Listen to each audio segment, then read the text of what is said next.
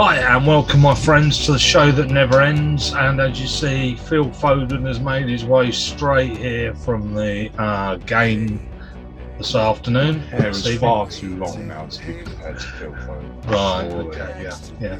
Mind you, the way he wasn't in the game at the end there, I mean, just left early, did you? Right, okay, yeah. Okay, a few things to discuss. Obviously, the Liverpool game. We have, Liverpool game. We have the players that will be missing the World Cup and the advantages that is to their own teams. We have Wycombe. The whole point of this show, yeah. I almost left them out. Going to discuss the excitement of the run-in from now in the leagues over the last 20 years and how good is this one compared to all the others. And also we're going to help Kieran with his gambling with the number of yellow cards.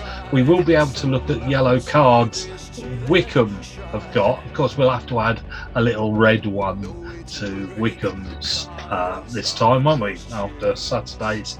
And we discussed the other day about the average football scores. Well, I've looked up Wycombe's average football score for the this season, along with all the teams in our league.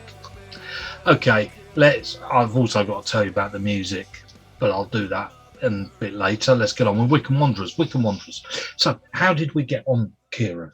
Well, as I'm sure everyone who's watching the show knows, we drew 1-1 with Gillingham. We drew 1-1 with Gillingham. Now, of course, 2 goals in a game, as we know, is the most common score, don't we? So we could have guessed that. I could have bet on it and won thousands of pounds. Yeah, or we might have won 2-0, which was what we were hoping after all. A little bit of a shock, wasn't it? More a shame than a shock. A shame. How do we dissect that one then, really? It's annoying, but having with the results that happened elsewhere wasn't the worst thing in the world. Like, we are still very much in the running for 6th place, and at the end of the day, if we win our last 4 games, we will get into the playoffs, I think. And if we lose on Wednesday, then we probably don't get in. There's different little things. I think along the way we had to expect to drop points somewhere. Yeah. It just puts a little bit more pressure on us because we dropped points in Gillingham, which is one of the winnable ones, in comparison to Plymouth and Wednesday. Yeah. The interesting thing is that all the teams around this sort of little group have all got to play each other, which I don't know whether that's good or bad, really. I mean, we're not doing too well with the teams at the bottom. No, I mean... So it doesn't seem to be any advantage us playing at sort of Gillingham or any of the others particularly. I mean, the slight advantage we have is that we are playing the good teams, Plymouth and Wednesday, at home, which is it's a slight advantage, but it's just ensuring that you don't cock up those games that you might not be thinking of a bit more. Like, I can't remember who the 2 other games are against, but we got Burton, and then there's another one. But they're certainly lesser teams that you're just expecting to win. And unfortunately, in our division and for our team, that's not how it works, because everyone's sort of so used to City and Liverpool just beating everyone every week without even thinking about it. And it doesn't really work like that. So, yeah, it'll be interesting. Well, I've always worked on the theory you get 2 points on average, you go up. 1 point on average per game, you go down. And Wycombe have played 42 games and we have 73 points. So sure, we're not going up as in top 2, but we that 73 points is not bad out of 42 matches. So no problem with that. We've only actually lost 9 games this season out of 42. That is good going. Oxford lost their 3rd on the trot this weekend. Good time for them to cock it up, of course. So are Oxford out of it, do you think? They're now 4 points behind everybody. But, of course, Sheffield Wednesday and Sunderland, who are above us, have got a game in hand as well. I don't think they're out of it, but the chances are that they'd be doing very well if they did get in. Might be a similar thing that if they win all of their games, then they haven't. I think the thing for them is they do have to win all the games to have a chance.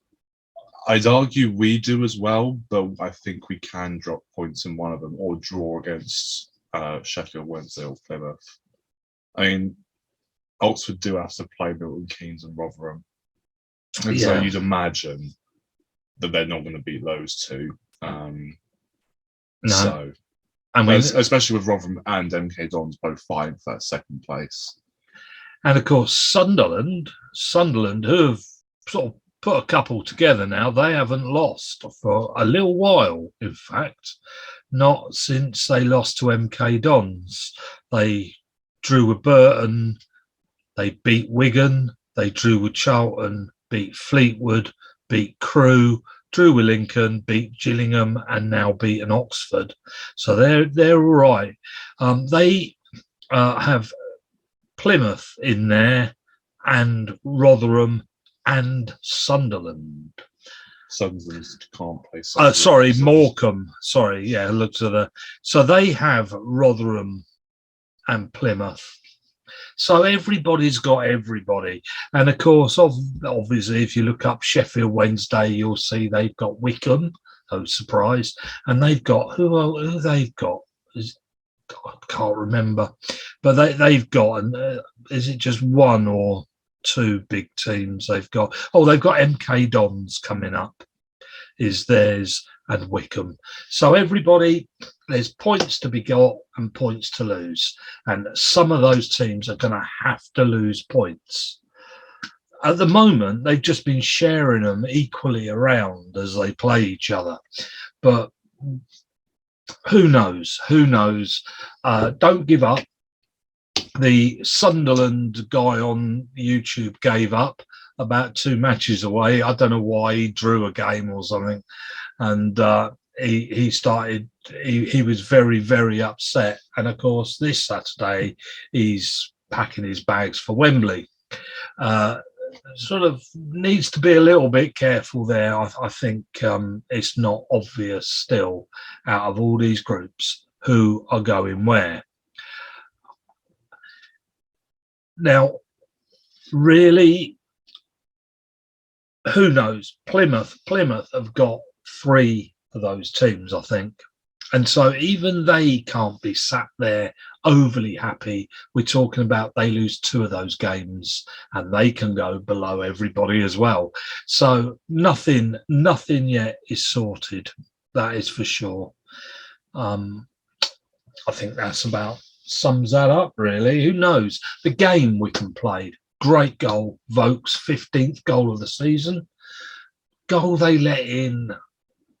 I mean, it's from what I can tell, it was a game of 2 halves. Wycombe had the first half.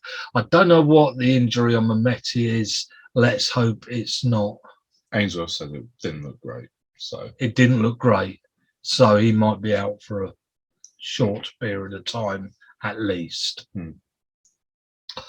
Well, if it's Hanlon coming in, I'm not too worried. Maybe this is the difference between the Wycombe today and the Wycombe a year or 2 ago, where we can actually, it's not a disaster when one player is out. Is there anything you want to say about this? Obviously, we just watched highlights. Game looks okay. We looked okay. Red card probably was like It wasn't a blatantly obvious red cards. It wasn't the worst one we've ever seen, but you could probably argue it probably was. He wouldn't have given it if that was in the first 10 minutes. No. I think the problem is as well, we only get one angle of it. And it does look like he's gone in 2 feet. Yeah. Then again, we only see one angle of it. I mean, from what we saw, we thought Thiago should have been sent off today, and yet you got all the angles to tell you he shouldn't have. So it's one of those where probably was. And there were comments on YouTube and different social medias about Wycombe centre back being handball penalty. We didn't think it was. No. So we're right. Okay, everybody. We know what we're talking about. Okay. We're going to leave that there, sort of. The first thing we're going to say about the running. Now, Wycombe's running is quite exciting. It is. It's I think I've reached that age, Kieran, where. What, by 59? Yeah, where it's sort of like you've been. The run-ins for up and down, with Wycombe, certainly, it's rather a lot. I mean, we're not a boring old team that sits in the middle of a league somewhere and never gets any interest going on. We've been really lucky to be Wycombe fans, and most of the interest has been going up rather than going down. But when things get exciting, how can you tell when it's a good season or not a good season in football? Well, we just checked out the Premier League, okay, and basically what I did was race for the title. I had a look with 8 games to go and took a quick look at the league over the last 20 years, took a look at if there was a fight for the title, if there was a fight for a place in the for the Champions League, and whether there was a fight in the relegation. So this was done with 8 games to go. Today has changed things a little bit, and we'll discuss why and how in a minute. But so I gave marks out of 10 for the title, marks out of 5 for Europe, and marks out of 5 for relegation. And what it boils down to is, for instance, in 1993, the fight for the title, I gave a 9 out of 10. Really exciting still. It was only 1 point I gave for Europe because the chances were so remote of anybody catching them, and 4 for relegation because, again, it was a possibility there was a team that could have gone down instead of the 3 that did. So it ended up with 14 out of a possible 20. Okay, so how good is this season?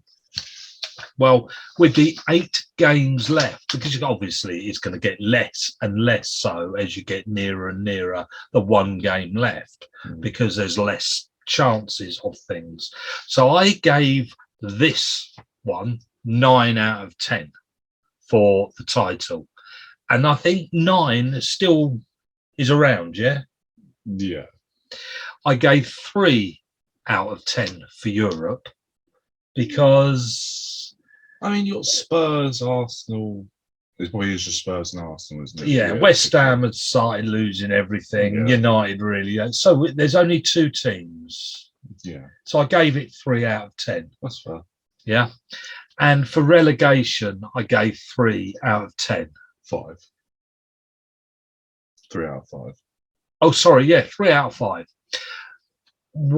But now, today, just to say that the most exciting one, if you ever want to look it up, is 2014, where it actually, I think it's 2014. Liverpool and Man City at the top. Was it? As per. Was it? Yeah. That was the Gerrard slip season. Wasn't it? Right. So it got. I gave that a 10 out of 10 Went to for the final race. day. Yeah. The Europe only got a 1. I think that was as good as decided. But the relegation got a 5 out of 5 as well. Can you remember? I can't now. Not I should have looked it relegation, up. no. But how would we judge? So that got 16. So let's have a look at looking at the Premier League now. And of course, what we don't get is we don't get our Division 1. We don't get a European. But of course, we do get a playoff. So let's look at Premier League and Division 1 where they sit now and judge it. So let's do Premier League first. Out of 10. What, for this season? Yeah. You've already done this season. No, that was from 8 games left. Let's Now do it we're as of 7. today. Now they've played each other. I'd say 8. Right. Give it 8. And what about Europe? Still 3. 3. And what about relegation? Now, of course, we've just had the Burnley-Norwich game and Burnley lost to Norwich. I think that's changed everything. I think if Burnley had won, it would have been a 4, but it's probably a 2 now. It's a 2. Yeah, I agree with that. And so that would now give it 5, 13. 13. So that now on 13 out of 20. So is Division 1 more exciting than the Premier League? Well, so let's have a look at the title. And that's the title, not the first 2 going up. We're looking at the title. The problem is that in the lower leagues, the title means a lot less than it does in the Premier League, for example. So I think that's what will come into it. Because I can't imagine that Wigan, MK Dons or Rotherham particularly care about winning the title of League One. They care more about just getting into those top 2 spots. Okay, shall we do it for that then? I'd argue that's probably what most people care about. Okay. Like it's a bonus if you win it, obviously, because you get more money and like you could say you want it, but I don't think. So going up, direct, going up and keeping out of the playoffs. So what would you give that out of 10? We've got MK, we've got Wigan at the top still, 40 games played, 86 points. I think you've got to give MK Dons a bit too far behind. I think you've got to give it a 7 or an 8 because Wigan look like they've just about done it. Yeah, but it's the fight between the MK Dons and Rotherham, isn't it? Yeah. Really? I'd say 8 because you still don't know. Okay. And for Europe, Wycombe fighting for Europe. Well, I mean, you've got 4 teams fighting, arguably 5, fighting for 3 spots, if you're counting Plymouth. And they're all playing each other. They're all playing each other, so it's got to be... Out of 5. I think it's got to get 5, isn't it? Probably 5. Yeah. 5. Nobody's got a clue. Nobody knows who's going up or not. Right, so that gets a 5. Now, in the... how many go down? 4. 4 teams go down. Well, I mean, essentially... Crew have gone. Doncaster look like pretty much gone. Gone. So you've got Wimbledon, Gillingham, Morecambe and Fleetwood fighting for 2 spots in the relegation zone. So probably a 4. A 4. Okay. So 9, 17. What? Yeah. 17. Out of 20.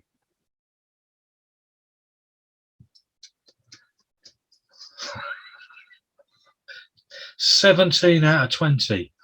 Going to prove that Division 1, the EFL Division 1 is 17 out of 20. It's more exciting this year than the Premier League has ever been. Okay? I just want to make that point. Is it though? Well, yeah, you just said so. As in the number of teams that are fighting for each individual thing. I'm sorry, you gave it its score. We have. So that's a fully classified version of how to rate how exciting each league is it? I've said Well, yeah, I think that's fair enough. The fights. And you've got all 3 fights still on, almost to the point of here we are with only 6 games to go and nobody's got a clue about anything. Apart from, Wigan have got promoted and that 2 teams will be relegated. One have, the other likely. Yeah.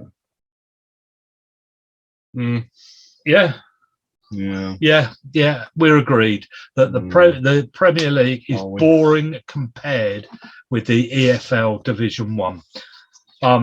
Okay. Moving straight on then. I didn't look at the time we started, so I am bombing along. You don't know, mate. You tell me when you've had enough. Okay, the next thing is which teams are going to gain from their countries not making it to the World Cup. This was something I mentioned last week. So this is all of about a 3-minute comment, but it is important, of course, because the amount of fuss that Klopp makes during the African Cup of Nations, etc. This could be. Oh, come on! That's all you get. Oh, yeah, but you made it sound like it was him not actually liking the tournament, right? Whereas it's just the amount of games that's what he doesn't like. Okay, so here's Liverpool's top players that aren't going: Mohamed Salah, Luis Diaz, Keita, because of course he played Naby. Salah, Diaz, and Keita. To clarify. Yeah, Guinea, that's who he plays for. And there is, of course, a chance that Andrew Robertson will miss out as well, because Scotland still need to beat Ukraine before playing, so he's not going either. And if he on the other side, of course, if he does play does get to the World Cup, he won't play more than 3 games. Probably not. So they're the players he's saving that he won't get, who are going to be getting a nice rest over that period of time. And this could make a big difference next season, that those players will be rested. Other players will be playing another 7 games with the pressure on top. So at Manchester City, which players are they going to have sat at home? Well, Haaland. If he goes to where? City. If he goes to City, yes, because he's not going to the World Cup. Because where does he come from? Norway. Okay, thank you. Yeah, Norway. So Mahrez won't be going. Algeria, so he'll be sat at home. That's about it for City. They're not.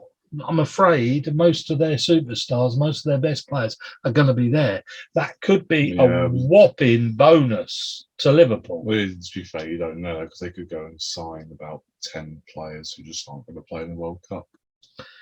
Could easily do that. Chelsea, I don't know why we're looking at Chelsea, really. I mean, who cares?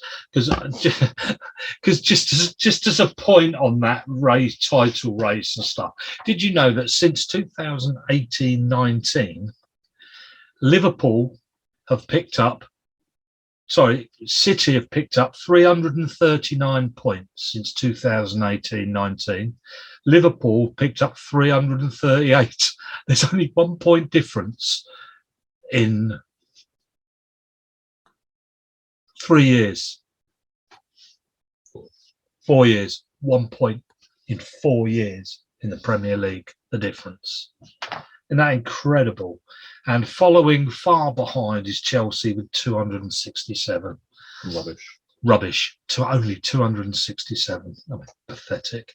So Jorginho won't be playing there. Mount, I mean, surely he won't go. Of course he will. What, with England? I'm just taking a wild guess, because I think he's rubbish. But that's about it. Chelsea have had it, you see. French, aren't they? Who, Chelsea? Yeah. Kante. That's about it, isn't it? You've even got American there. Yeah, Pulisic. But that's a surprise. West Ham. Well, we won't go all the way down. Those two I thought was really important, or three. West Ham have got you got Souček from Czech Republic. You've got Antonio from Jamaica. You've also got Declan Rice because he's rubbish. I don't think he'll get in the team either. Not with the mistake he made again. I think you don't know Gareth very well. No. Now, what about Arsenal, Tottenham, and City? Well, Arsenal will keep hold Tottenham of. United. Sorry, that's what I meant. Arsenal will keep hold of Odegaard from Norway, and Tottenham, Son. Lloris, he still plays, doesn't he? Yeah, he'll still go. He'll still go. Yeah. Well, that's about it, really, isn't it? Højbjerg is quite a big one. I think that really is. I mean, for those top teams, that's about it. So Liverpool actually do better with their countries having failed than any of the other teams. There you go. No excuses next season. Well, we can make some excuses up, I'm sure. I'm sure we can. Okay. I told you it'd be quick today. Now, a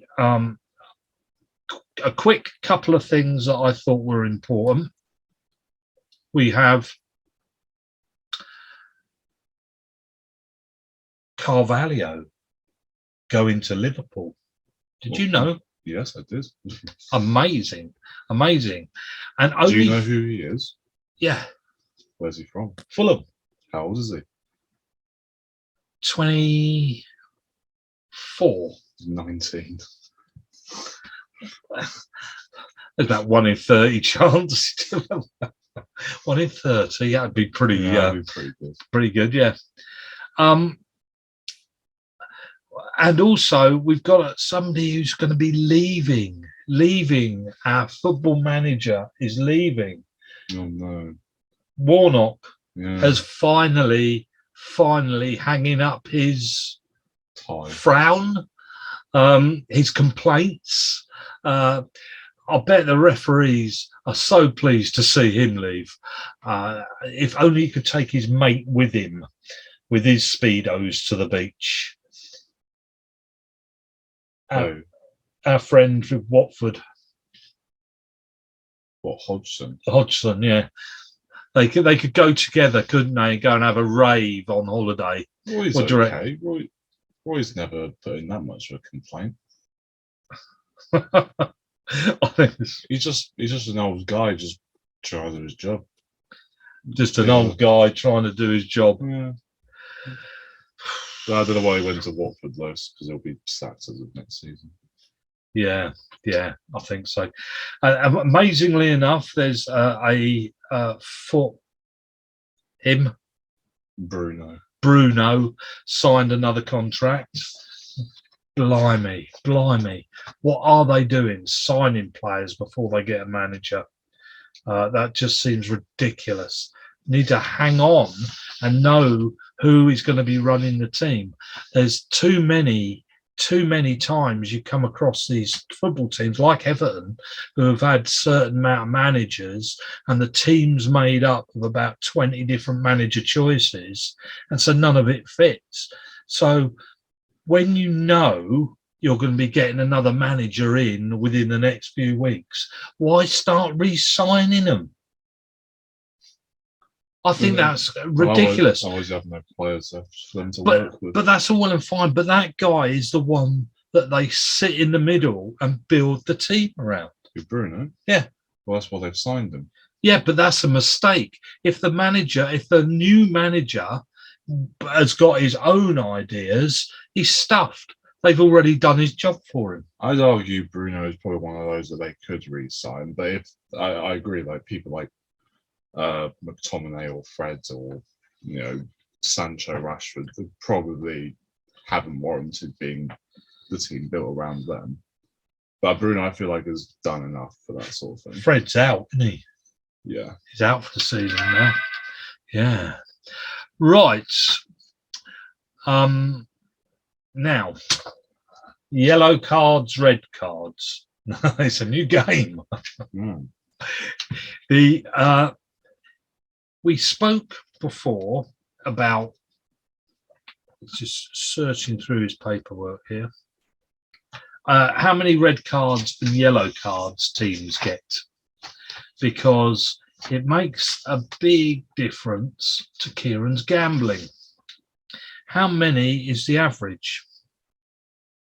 Well, as you can see, I'm going to show you the paperwork.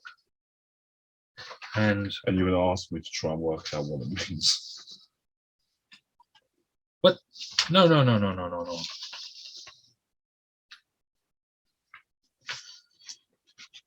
think I've lost one. It looks like maths that you would do at A level. Probably at university, to be honest with you. I think I've lost the yellow. Yellows against. Yeah. Hang on, I'm just going to put this on hold.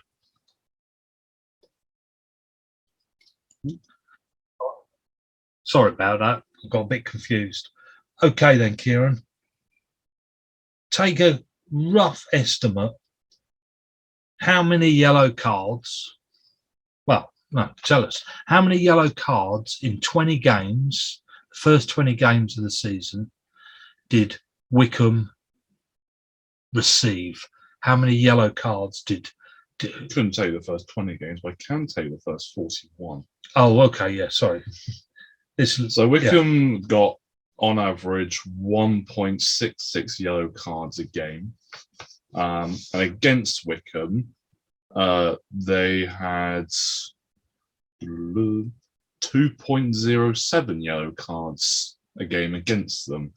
So teams were actually getting more yellow cards against Wycombe than Wycombe were themselves. The team that gets the most yellow cards is Sunderland, on average. Sunderland. They get just over Sunderland. Get over 2 yellow cards a game. They've had 83 this season, compared to 79 from Gillingham, just second.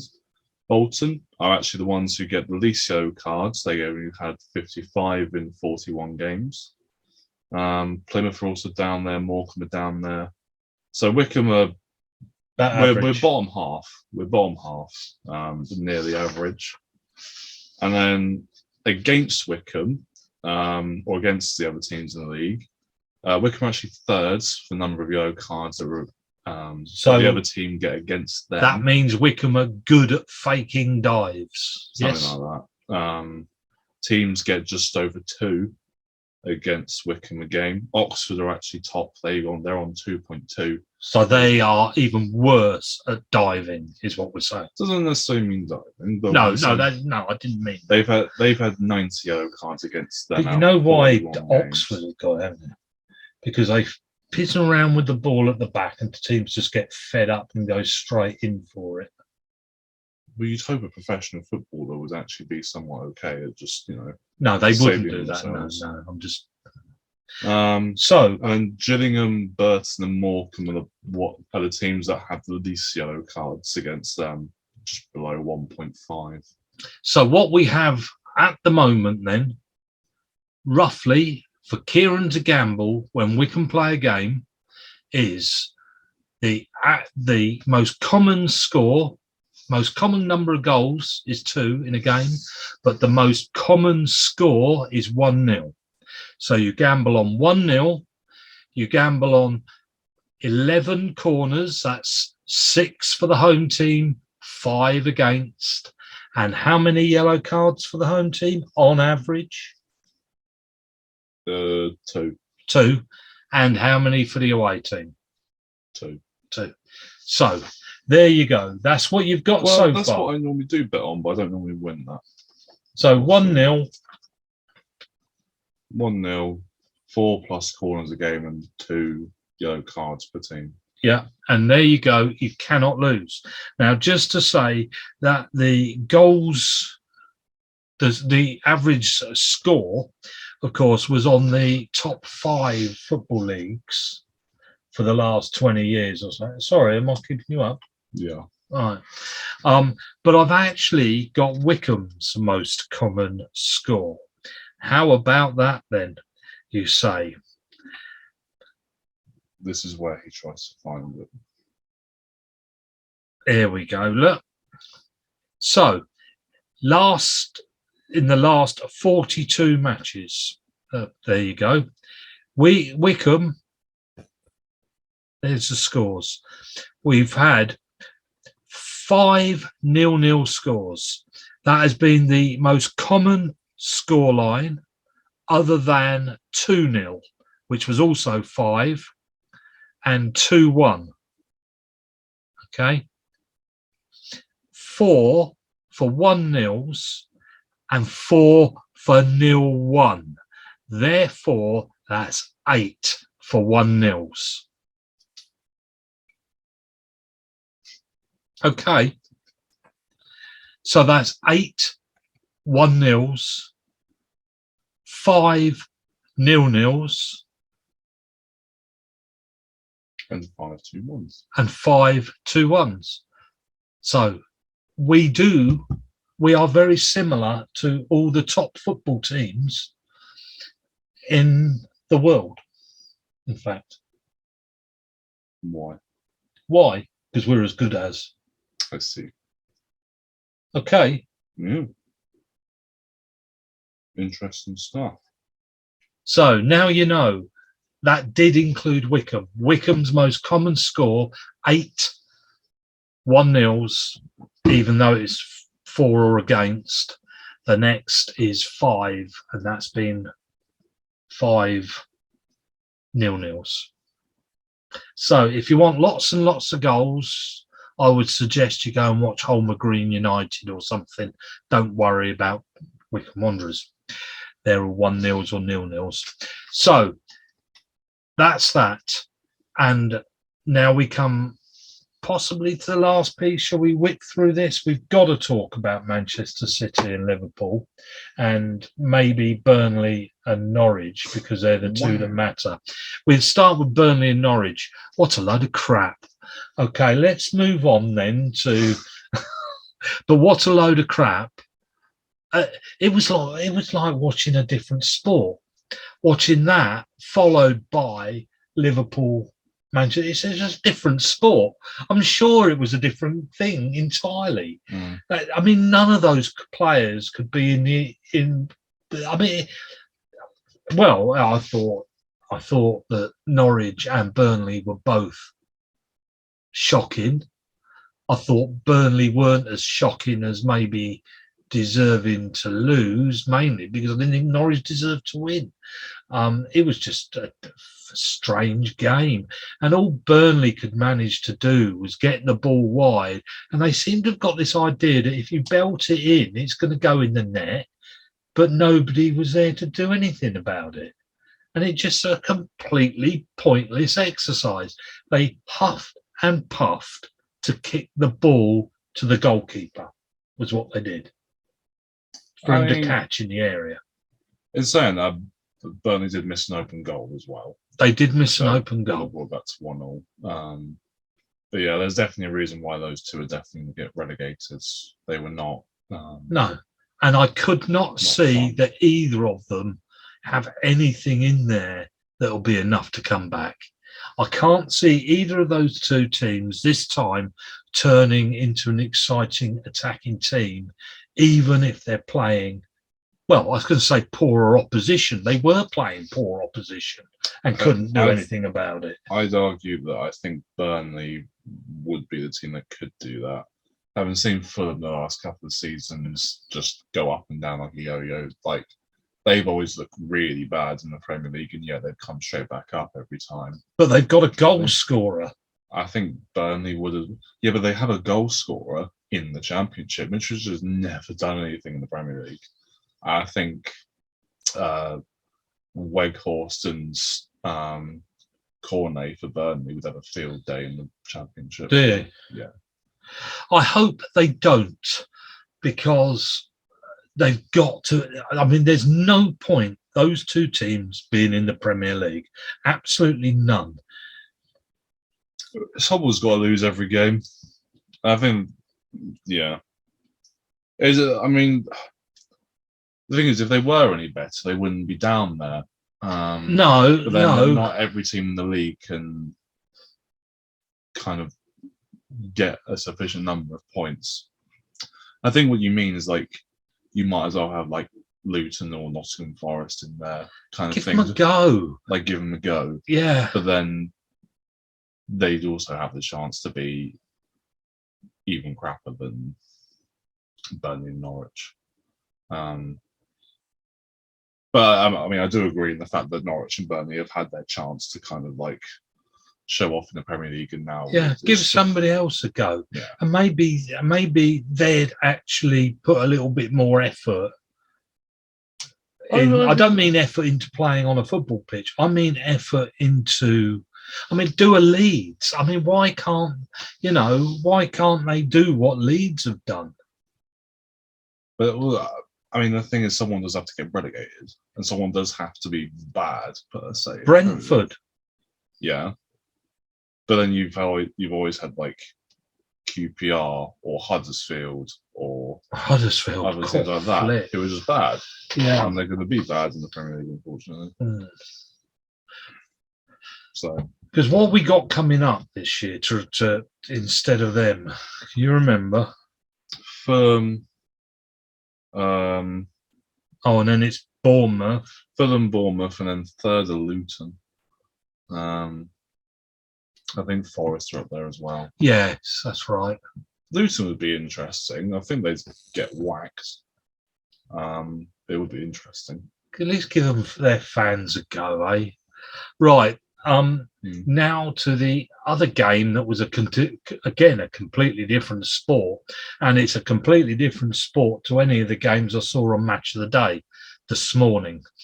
I watch it on Sunday morning, preferably. Question then: do we enjoy watching our team at the top that tight? I enjoy watching my team when it's not against City or any team that. But only if they win. I mean, at the end of the day, I did enjoy watching Liverpool today because of like the tension and all that sort of thing. But during it, it's heart-wrenching and awful.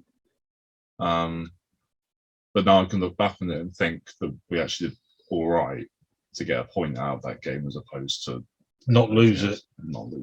Do you think City deserved to win it? Yeah. I mean, quite frankly, their disallowed goal, like, I'd be very miffed if we didn't get that.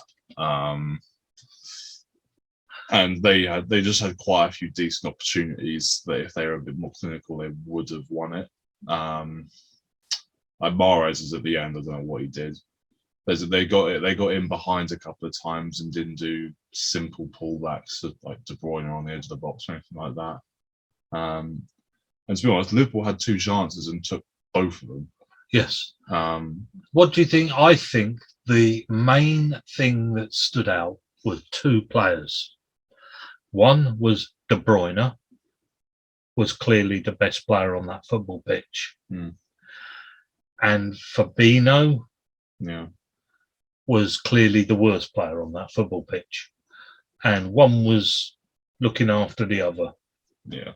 And there was the difference. That's where Manchester City won the football pitch, I felt. Fabinho does struggle in those sort of games. If it's fast and he's got like three Man City attackers like just downing on him, then he will struggle, as a lot of players would, but he particularly struggles. And when the game is fast like it is, his passing's not very good. He's more used to when Liverpool have the ball 24/7. It was interesting because here both teams were playing a different class of football team. And so it made it a lot more interesting. It was. I mean, remember, any team that plays Liverpool or Manchester City just be taken for granted they were going to lose, and you've got two teams that you could say should take it for granted they're going to lose, and take it for granted they're going to win, and that can't happen. And I thought it was fascinating, and I thought I don't think Liverpool were quick enough in the midfield, be the way I'd word it. Mr. Goalkeeper was excellent. Theirs didn't have anything to do, really, did he? Other than almost kick the ball into his own net at one moment, which would have been hilarious. And you've got to say, if the league was won and lost on him messing around with it and walking it in over the line, that would have. No, it wouldn't have been funny. Can you imagine the poor man? It would have been heart-wrenching. I mean, you would have felt so sorry for him. And then he's gone back that far and has been content with having the ball on his goal line. Like, I don't understand. Like, to be fair, the confidence that must be going through his head would be sky high to be able to do that. But they fight another day, and you have to say City have the upper hand. They have the point.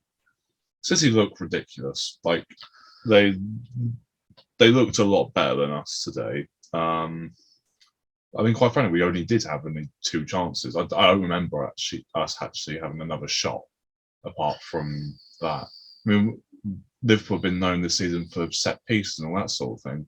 I think we had 1 corner during the entire game. So at the end of the day, I'm very happy with the point, because I do think City have a couple of games in which they can slip up in, but it doesn't mean we also have to be impeccable, and I'm not sure that's going to happen either. So it's exciting. We'll see what happens. And very quickly then, the other 2 is, well, just before we talk about the other 2, because there has been a bit of music in the background occasionally. I'm not quite sure where I'm going to stick it, actually. Well, it was definitely at the front, and let's quickly run it now, just in case, and I'll leave it here in the background till we finish. It's this. Antimatter is the name of the band. This is a bit of an oldie but goodie. It's called the Judas Table, the album. This is about, I think this is now 7 years old, this album. They've done one since, and I'm just going to look it up, but I haven't. I've lost it, so we won't worry about that. The Mick Moss is the singer. Very, I don't know how to describe it really. Very heavy, deep rock music, slow, emotional.